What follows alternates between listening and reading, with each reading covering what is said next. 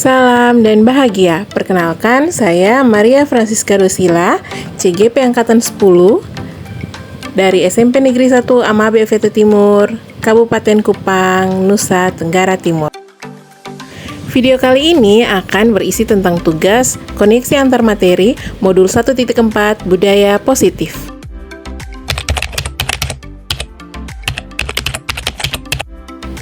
Dalam rangka menciptakan budaya positif, penerapan disiplin positif dipraktikkan untuk menghasilkan murid-murid yang berkarakter, disiplin, santun, jujur, peduli, dan bertanggung jawab. Dalam menjalankan tugasnya, seorang guru hendaknya berjiwa kepemimpinan serta dapat mengembangkan sekolah dengan baik, yaitu dengan menciptakan lingkungan yang positif sehingga terwujud suatu budaya positif.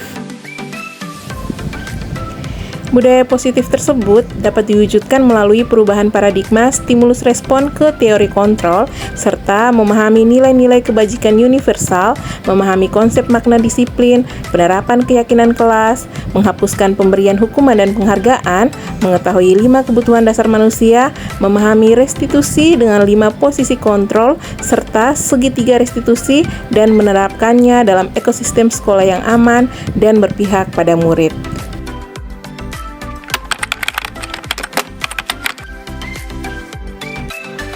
Disiplin positif dapat membuat seseorang menggali potensinya menuju kepada sebuah tujuan mulia, sesuatu yang dihargai dan bermakna.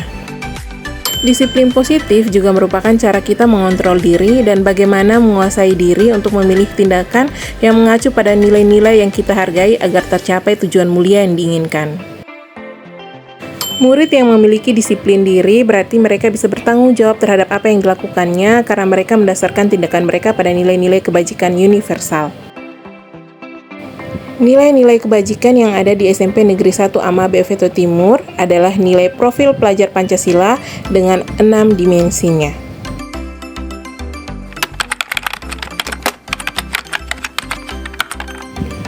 Ada 3 motivasi perilaku manusia. Yang pertama adalah untuk menghindari ketidaknyamanan atau hukuman, yang kedua untuk mendapatkan imbalan atau penghargaan dari orang lain, dan yang ketiga adalah untuk menjadi orang yang mereka inginkan dan menghargai diri sendiri dengan nilai-nilai yang mereka percaya. Saat guru memahami ketiga motivasi perilaku manusia, maka guru dapat memilah motivasi perilaku apa yang ada pada diri murid.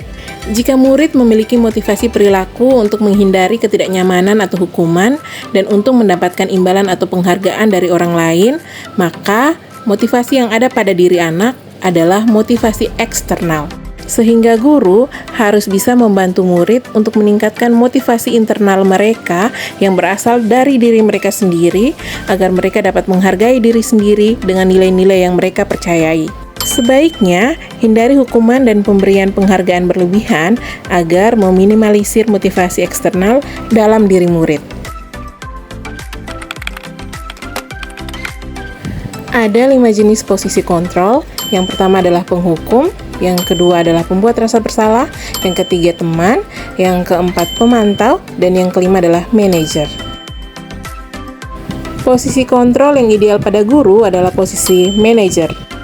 Posisi manajer adalah posisi di mana guru berbuat sesuatu bersama dengan murid, mempersilahkan murid mempertanggungjawabkan perilakunya, mendukung murid agar dapat menemukan solusi atas permasalahannya sendiri. Posisi manajer mengacu pada restitusi yang dapat menjadikan murid sebagai manajer bagi dirinya sendiri, sehingga tercipta identitas positif atau berhasil pada murid. Murid menjadi lebih mandiri, bertanggung jawab, dan percaya diri.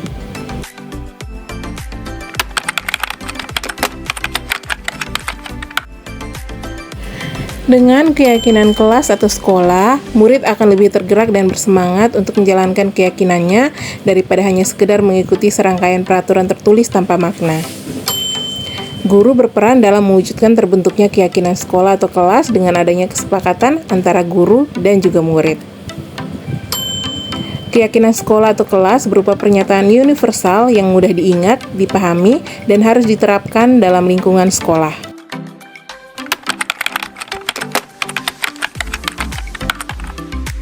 Pada segitiga restitusi, guru berperan sebagai manajer dan menggunakan segitiga restitusi dalam penyelesaian masalah. Ada 3 tahapan dalam segitiga restitusi, yaitu yang pertama, menstabilkan identitas, yang kedua, validasi tindakan yang salah, dan yang ketiga, menanyakan keyakinan. Ketiga tahapan ini akan menghasilkan murid yang mandiri dan bertanggung jawab.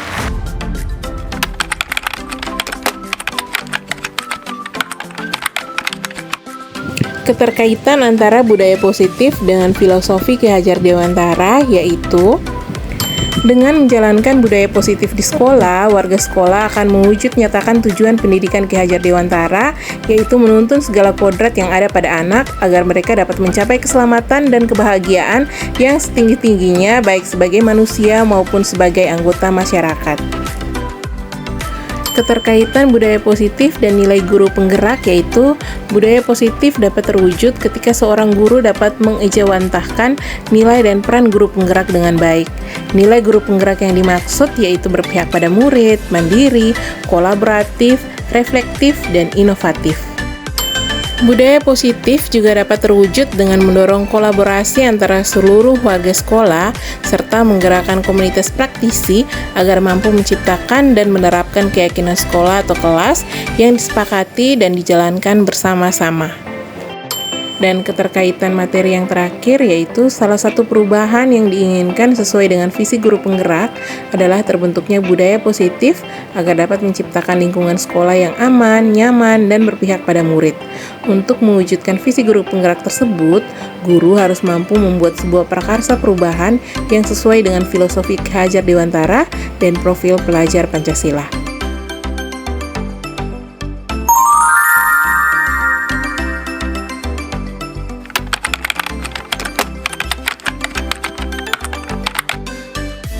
Saya sudah memahami konsep-konsep inti dalam modul budaya positif ini. Modul ini berisi materi tentang disiplin positif dan nilai-nilai kebajikan universal, teori motivasi, hukuman dan penghargaan, keyakinan kelas, 5 kebutuhan dasar manusia dan dunia berkualitas, serta 5 posisi kontrol dan segitiga restitusi. Seluruh konsep inti ini harus diresapi dalam diri serta diwujud nyatakan dalam tindakan. Saya juga harus membagikan konsep-konsep ini kepada rekan guru di sekolah saya melalui kegiatan praktik baik. Hal yang menarik bagi saya dan di luar dugaan saya adalah saat saya mempelajari motivasi perilaku manusia berupa penghargaan. Ternyata penghargaan dapat berdampak kurang baik bagi murid seperti mematikan kreativitas, merusak hubungan, menurunkan kualitas, dan bersifat menghukum.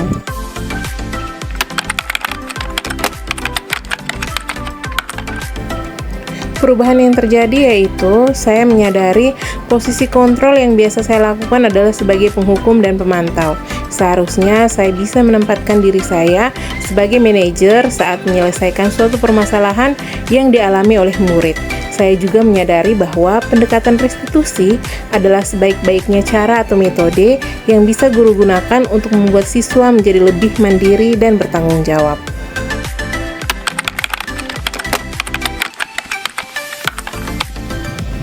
Pengalaman yang saya alami yaitu awalnya murid-murid saya merasa aneh dengan perubahan saya terutama dalam menyelesaikan masalah murid. Tapi setelah saya menerapkan budaya positif di sekolah, saya membuat keyakinan kelas dan penerapan segitiga restitusi, murid merasa lebih antusias dan aktif dalam pembelajaran. Murid menjadi lebih percaya diri dan disiplin dalam menjalankan nilai-nilai kebajikan yang telah mereka yakini tanpa paksaan.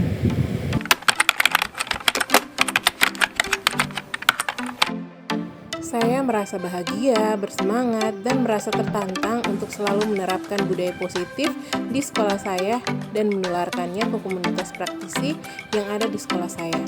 Saya merasa terharu karena bisa mengontrol diri saat saya menyelesaikan masalah yang dialami siswa dengan menggunakan pendekatan restitusi.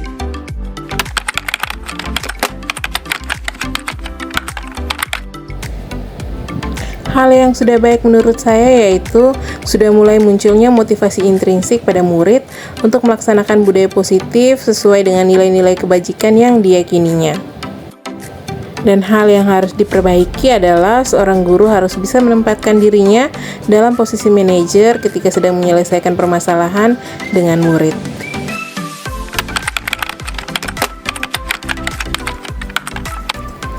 Dulu, saya sering memposisikan diri sebagai penghukum dan pemantau. Saat itu, saya berpikir dengan memberikan hukuman saat murid melanggar kesepakatan adalah cara yang paling efektif dalam menangani kasus indisipliner. Harapan saya, mereka tidak mengulanginya kembali, tapi ternyata terulang lagi dan lagi. Perasaan saya saat itu, saya selalu diliputi perasaan bersalah karena harus memberikan hukuman jika anak berbuat kesalahan. Setelah mempelajari modul 1.4 ini, saya mulai menerapkan posisi manajer dalam menyelesaikan masalah di sekolah. Perasaan saya menjadi sangat tenang dan saya mulai menyadari pentingnya komunikasi yang efektif untuk menumbuh kembangkan rasa tanggung jawab dan sikap mandiri murid.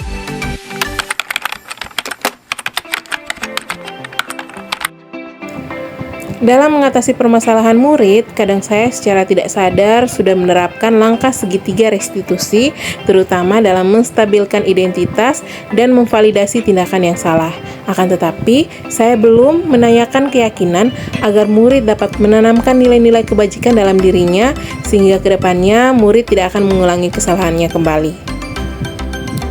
Dalam menyelesaikan permasalahan murid, saya pernah memberikan pernyataan setiap orang pernah berbuat kesalahan atau tidak ada manusia yang sempurna.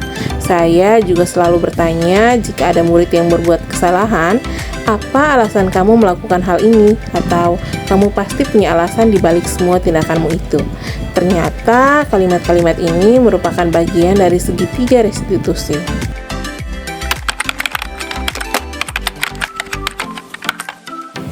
Hal lain yang juga penting dipelajari dalam proses menciptakan budaya positif yaitu melakukan kolaborasi antar sekolah dengan orang tua atau wali murid agar budaya positif ini jangan hanya dilakukan di kelas atau sekolah saja, tetapi juga dilakukan di rumah. Diharapkan penerapan disiplin positif ini dapat menjadi suatu pembiasaan yang akan membentuk karakter siswa menjadi lebih baik saat mereka berada di lingkungan sekolah maupun di lingkungan tempat mereka berada. Demikian video tugas koneksi antar materi modul 1.4. Terima kasih. Salam guru penggerak, tergerak, bergerak, menggerakkan.